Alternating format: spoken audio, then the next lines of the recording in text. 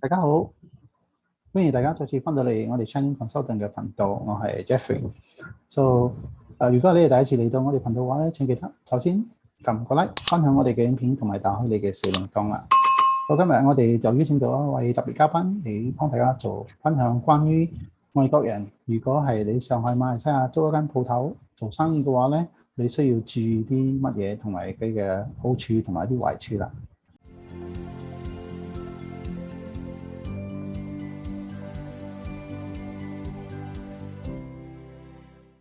この番組はご覧のスポンサーの提供でお送りします。大家好，因為今日咧係我哋嘅馬來西亞行動管制期間啦，所以今期就比較特別啲，我哋用嗰個 Zoom 嘅方式咧，幫大家分享我哋一啲資訊㗎啦。到今日咧，我哋非常歡迎咧，我哋就請到我哋嘅Tanny 嚟今日幫你做一個分享啦。Tanny 介紹下你自己啦。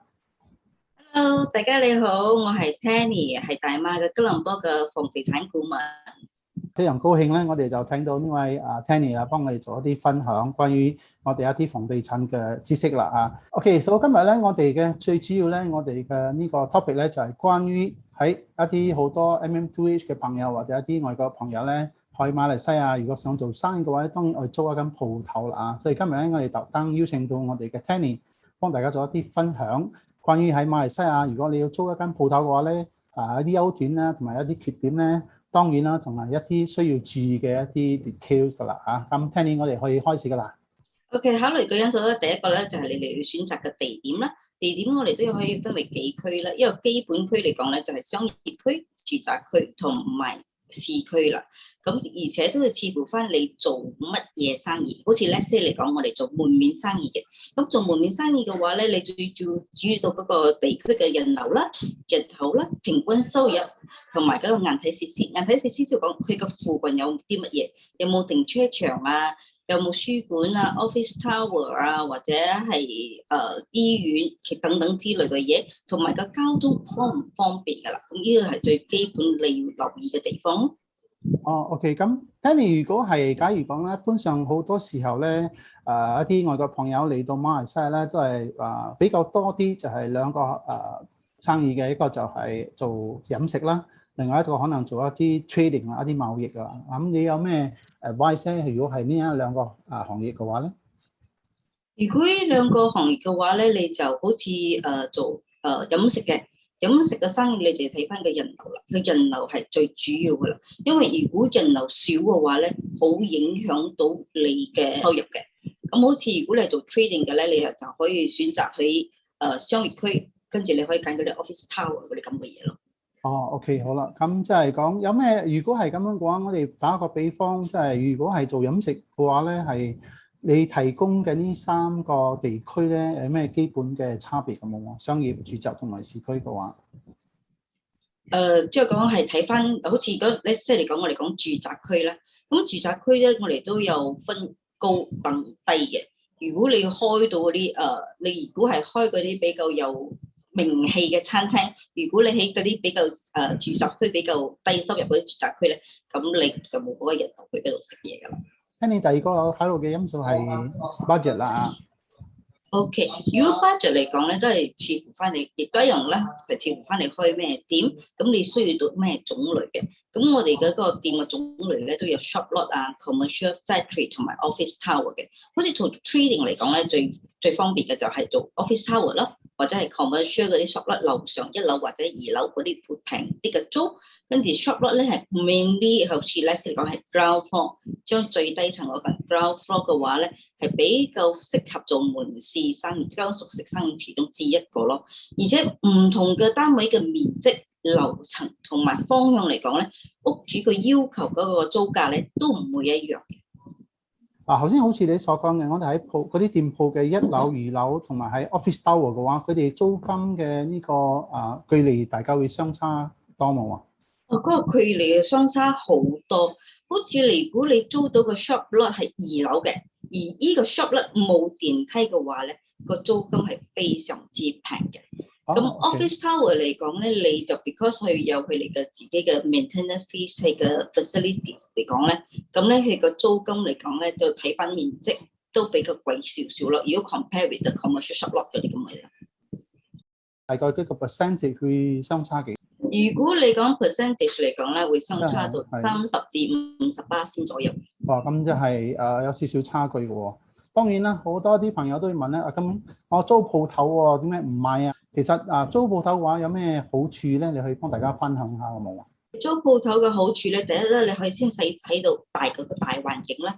咁你個大環境適唔適合你嘅生意？跟住你而且你開始你可以即係講你上我哋嗰啲iProperty 或者 Property Guru 嗰個網站，你大概你會知道你嘅租金係幾多，即係講一開始你會知道你嘅成本啦，跟住有裝修 fully furnished 大裝修好嘅，或者係半裝修，或者係完全冇裝修嘅話咧，亦都有佢唔同嘅價錢。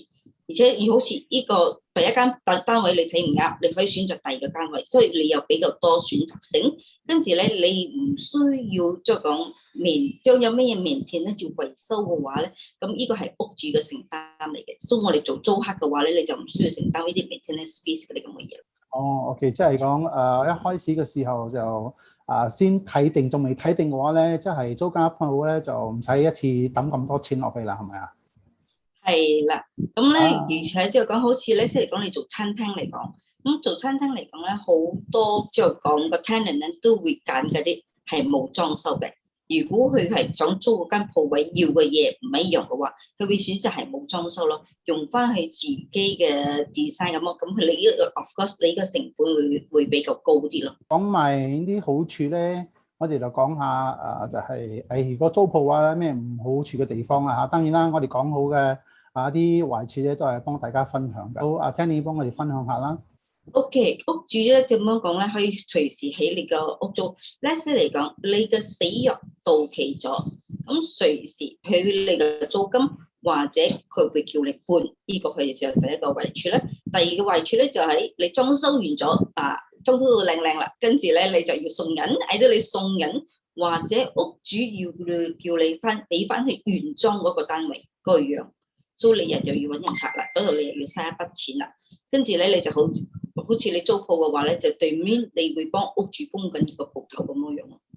OK，所以即係講咧呢個大家就係我哋都係一個非常注意嘅一個關鍵啦因為Tanny 有提到啦，如果係好多時候咧當你退租嘅時候咧，你屋主係可以要求咧你即係回覆原本嘅 condition 嘅，係咪啊 Tanny？ 係啱，回覆翻原裝嘅單位。Let's say 你咁啱你係租兩間嘅。咁你租兩間，你中間好似做餐廳嘅話，通常一般嚟講，中間咧佢哋會打開嗰埲牆嘅。咁打開嗰埲牆咗之後，你講你唔租啦，或者屋主踢你走嘅話咧，你就要封翻嗰埲牆上去啦。咁呢個咧就係一個大家需要考慮嘅。但係如果係好似做 trading 嘅話咧，我係覺得可能你租一個比較有裝修好嘅單位，又可以慳好多錢，係咪啊？因為好多 office lot 嘅話，佢哋退租嘅時候都係maintain咁樣嘅一個環境，所以基本上咧租入去嘅時候，好多時候都係唔使買咁多，或者唔使裝修咁多咯。如果辦公室如果你係租 office tower 係 office tower 咧，都好多咧，即係講佢哋將前一手嗰個 tenant 走咗之後咧，咁咧佢哋咧都會留翻個裝修佢嘅。咁嗰啲office tower 嗰個 maintenance office 咧，佢哋都好開心，因為如果嗰啲人留翻低嗰啲嘢咧，咁佢可以繼續租高啲嘅價錢。係啊，因為好方便啊嘛，即係我搬入去而家，我即刻就可以開始做我嘅生意，我又唔使嘥啲時間咧，又可以等嗰啲裝修嘅安排啦。如果係簽嗰啲租約嘅時候咧，我注意啲乜嘢㗎？OK， 如果係簽租約嘅時候咧，我哋叫 tenancy agreement。agreement 入邊咧，你哋一定將之前一定要傾好你哋嗰個限期，即係講你係租2年2年死約，1年生約，或者係3年死約，1年生約。呢個係最基本，一定要同呢個屋主傾好咗先咯。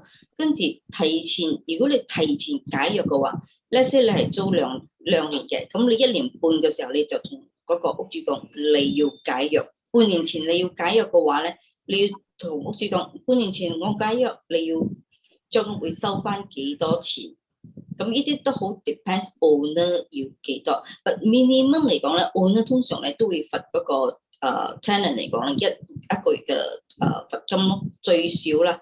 有啲亦都會罰你半年，即係講你 different 嗰個半年嘅差價咁樣。跟住過後咧，死約到期咗之後咧，會唔會起價？Tenancy agreement 咧，我哋可以 stick 嘅。如果即係講幫你講 ，OK， 死約過後個1年嘅生日，我係唔會起你嘅價錢嘅。咁你就可以到第3年之後，你先繼續續約啊，或者係搬走啦。提早解約嘅罰金咧，喺呢個罰金嘅話係已經註明喺合同入邊咧，或者係合同到期嘅時候，或者係講你係解約嗰陣時咧，你哋先做嗰個 negotiation 㗎。我哋可以喺個合同嗰度註明嘅。哦，即係講一開始嘅時候咧，就會註明話喺呢個租約2年，即係死約入邊咧，如果係你提早愛結束嘅話咧，所以就罰幾多錢就係可以之前係已經放喺呢個合同入邊㗎啦嚇。係可以之前可以寫喺個合同上邊啊。Let's say嚟講，好似係你嘅租約未到期，但係你嘅owner 我踢你走，你個屋主要踢你走嘅話咧，咁咧屋主會賠翻俾你嘅。哦，咁樣嘅 OK 啦，即係咁我就雙方面都有一個保障啦，係咪啊？係啱，雙方面都有一個保障。好啦，咁我哋再睇下我哋下一個問題啦啊。OK， 就係我哋租鋪嘅按金啦啊，即係 deposit 啦啊。一般上我哋點樣俾嘅咧？OK， 商業區嘅話咧，就最少係2個月咯，你都要視乎睇翻你租幾多年。好似咧，即係講你嘅係3年死約嘅話咧，佢可能都會收3個月嘅，但 minimum 係2個月咯。好似而家我租嘅呢個地方係一個比較熱門嘅地方嘅，咁就係屋住嘅時候咧，佢可能會要求多啲嘅冇啊。即係而家我租間咁熱門嘅地方俾你嘅話咧，我可能會收你4個月嘅按金，有冇咁樣嘅要求㗎？都有咁嘅要求，睇翻雙方面可唔可以讓步咯？有啲即係講屋主可以讓步嘅。OK， 咁呢個時候咧，Tanny 咧就扮演咗一個最重要嘅角色㗎啦，係咪啊？係啦，我就扮演咗個最主要嘅角色啦，即係講會幫佢兩方面咧做一個協議咯，即係講定一個規矩咯，即係講係2個月唔 agree 我就簽約，唔 agree 就再傾咁解。即係你嘅工作就係俾兩家都開心啦，係咪啊？係啦，係啦，好啦，咁除咗呢個租鋪嘅按金之外咧，仲有咩按金㗎 Danny？仲有一個我哋叫做水電費 utility 水電費嘅按金。